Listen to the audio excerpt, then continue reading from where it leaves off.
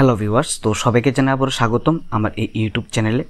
তো ভিউয়ার্স, আজকের এই ভিডিওটি টিআরবিটির মধ্যে যে ডেপুটেশন দিয়েছিল টেট পরীক্ষার্থীরা, ঠিক আছে, এই বিষয়টাকে নিয়ে প্রতিনিধির মধ্যে কী বলেছে আমরা একটু বিস্তারিত ডিটেলসে দেখে নেব। এখানে বলেছে টিআরবিটিতে ডেপুটেশন টেট পরীক্ষার্থীদের বলেছে টেট পরীক্ষার প্রশ্নপত্র ও সম্ভাব্য আনসার তালিকায় অজস্র ভুল রয়েছে।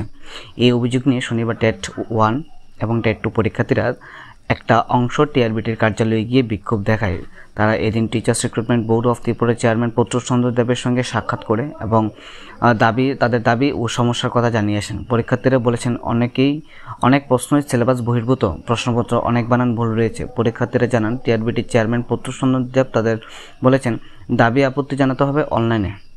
20 মের মধ্যে দাবি আপত্তি জানাতে হবে। এর ভিত্তিতে সাবজেক্ট এক্সপার্টের মতামত নিয়ে ফাইনাল আনসার কি তৈরি করা হবে। পরীক্ষার্থীদের অভিযোগ প্রশ্নে ভুল থাকার প্রশ্নের বিষয় আর উত্তরের মধ্যে তালগোল পাকিয়ে যায়।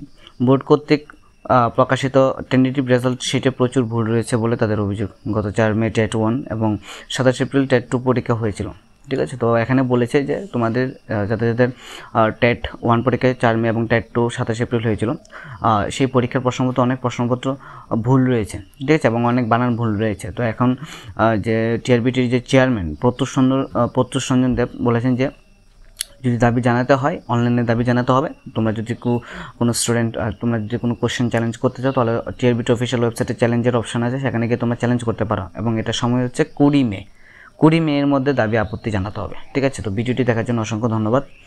যদি টিআরবিটির যারা টেট পরীক্ষা দিয়েছো তোমাদের যদি কোনো নতুন নোটিশ বা নোটিফিকেশন আসে আমি তোমাদেরকে অবশ্যই জানিয়ে দেবো। ধন্যবাদ।